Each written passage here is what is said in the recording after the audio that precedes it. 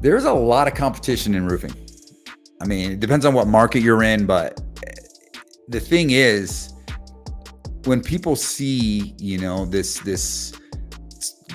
the golden ticket, or they see this, this get rich opportunity in the roofing business, and they're like, oh my gosh, hail, diamonds from the sky just fell, and now I can go sell roofs and get rich. So it creates a competition. There's a lot of competition in our industry, whether it's retail or insurance-based businesses or whether it's a retail or an insurance-based business model.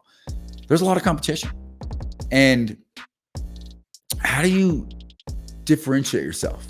Especially, when you're a smaller roofing company that's competing against some of these in a market with all these larger roofing companies. So I used to be that guy. I used to be the very small roofing company. It was just a couple of us starting, and now, we're one of the largest companies in our market. So I can kind of see it from multiple perspectives, but I believe both sides have distinct advantages over the other. And now, if you're a small roofing company competing with large roofing companies, oftentimes you're the owner, or the owner of the business is still out in the field and still dealing with customers. So that alone gives you a huge advantage.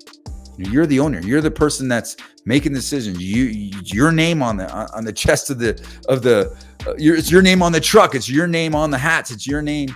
It's your baby. It's your business. So that alone, I would feed into that. Like, let people know that we're a small business, and I'm the owner, or I work directly with the owner, or me and the owner are good friends. However it is, when you're smaller, you can kind of leverage that a lot. You are able to do more in-depth projects. You can kind of handle more than just roofing. Now, as you grow, I recommend you kind of get away from that. But when you're smaller, it's easier to do that. So it's easier to, handle all of the things within a hail claim. You can have a much more personalized touch. So lean into that.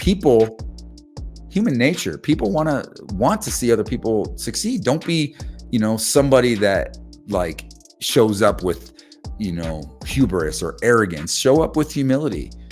You're a small business, and you're trying to build something for your family, you're trying to create something. You're living the American dream. Feed into that as you're dealing with your customers, and you can leverage yourself as a smaller roofing company, because now you can use the term. I used to do this all the time, was Mr. and Miss Homeowner. Like with me, you're now a friend. I'm going to be part of your life for a while, and I want to be as hands-on and take you through this process as best I possibly can. When you go with the big companies, unfortunately, you're just going to be another number. I mean, these are companies that are doing a lot more volume than we are, and you just become a number. Do you want to be a number, or do you want to be somebody that's looked at as a human being and a person and a homeowner that we can support and connect with? So there's just a couple tips to compete with some of the really big, maybe larger roofing companies. You could be a lot more nimble. I mean, think of it as, a large company is a large ship, right? If you want to turn that ship, it takes a lot to turn it 1 degree, 2 degrees, 3 degrees.